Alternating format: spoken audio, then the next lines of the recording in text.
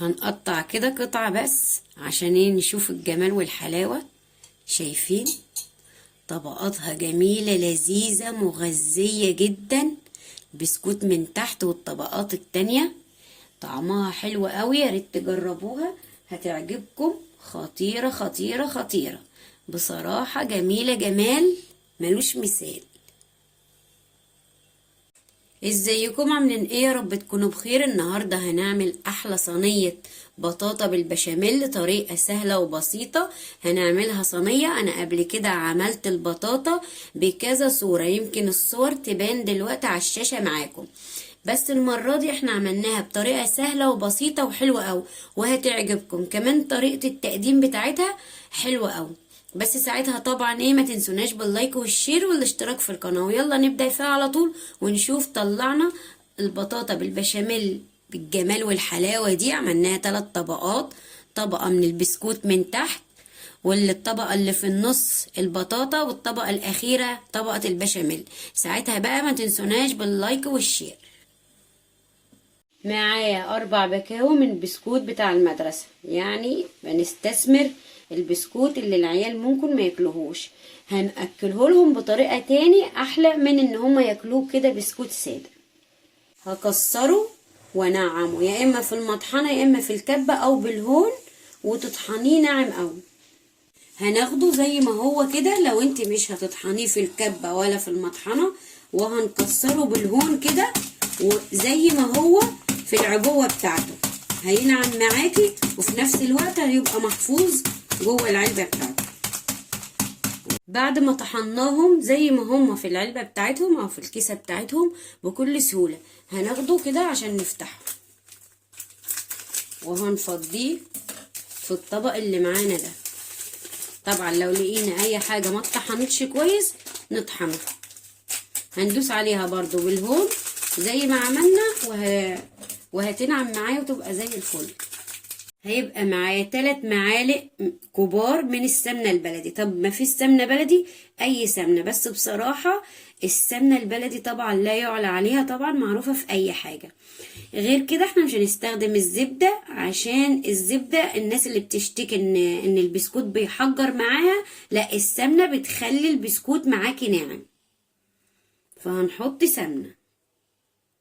انا مش مسيحاها ولا حاجه، هو الدنيا حر شويه عشان انا مش حاطه السمنه في التلاجة، ما بحطش السمنه البلدي انا في التلاجة، بحطها بره. هنعجنها كده، هنضغط عليها بايدينا كويس لحد ما تتشرب معايا السمنه. بعد ما شربت خلاص كده البسكوت بتاع السمنه، شايفين اهو، بس مش يعني ماسك نفسه بس مش قوي، هو ده المطلوب. معايا صينية مدهونة بالسمنة، هرش فيها كل البسكوت كده، كل كمية البسكوت اللي معايا.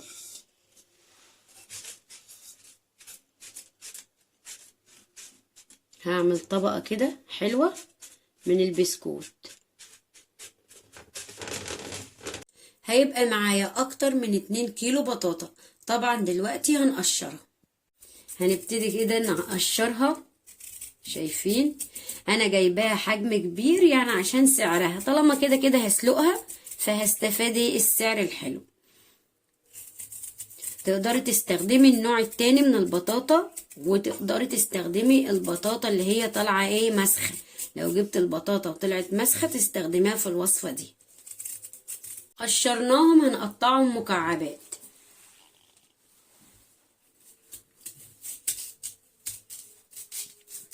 قطعتهم لمكعبات، هنفضيهم بقى في حلة عشان خاطر نسلقهم. بس نحط لهم كوباية الا ربع صغيرة من السكر، كوباية شاي يعني صغيرة الا ربع سكر، كوباية صغيرة مية، وبعد كده هنرفعهم على النار عشان يتسلقوا كويس معايا. البطاطا خلاص كده انا سلقتها كويس قوي. هنهرسها باي حاجة عندك، بالمضرب، بالهراسة بتاعت البطاطس، بالمضرب التاني اللي هو الكهربائي عادي هتنعم معاكي. اي مضرب يعني معاكي هيجيب ان هي البطاطا تنعم معاكي، خلاص اشتغلي بيه. طبعا البطاطا ما تبقاش فيها سوائل، هو بس كوبايه الميه اللي احنا حطيناها الصغيره بس كفايه. زي ما انتوا شايفينها كده اهي ناشفه ما فيهاش اي سوائل. انا لقيت ان المضرب السلك هيسيب لي قطع صغيره، لا احنا عايزينها ناعمه قوي، فهضربها بالهند برندر او انت اي حاجه زي ما انا قلت لك عندك اضربها بيها، المهم تنعم معاك كويس. هفضي كل البطاطا اللي معايا في الصينيه بتاعتي.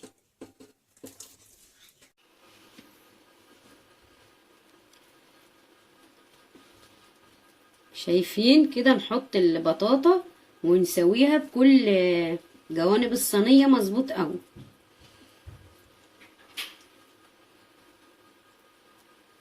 بكل سهولة، يعني طريقة سهلة وبسيطة خالص. شايفين الخليط كده؟ انسيابي ناعم معايا متساوي معايا زي الفل كده، هو ده المطلوب. للطبقة الأخيرة هنحط 4 معالق من السكر،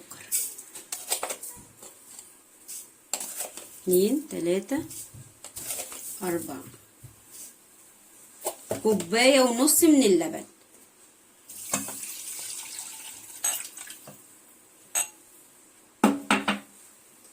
معلقتين كبار من النشا. هندوبهم طبعا على البارد، بعد كده هناخدهم على النار. بعد ما خلاص سويت الكريمة هضيف لها دلوقتي ورقة من الفانيليا، معلقة من القشطة البلدي، طبعا عشان تديها الطعم الحلو والدسم. هقلبها فيها لحد القشطة ما تسيح معايا. هنضيف الطبقة الأخيرة بتاعتنا من القشطة.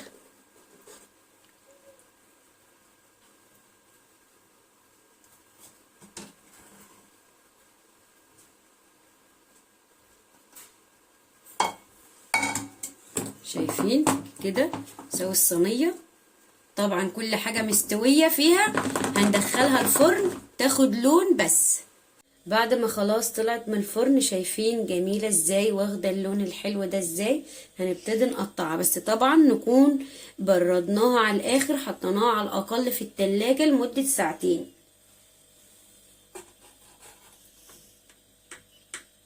سهلة وجميلة، ياريت تجربوها وحلوة قوي، غير ان احنا حطينا لها منكهات كتير اديناها طعم حلو قوي، اللي هي الفانيليا والسمنة البلدي.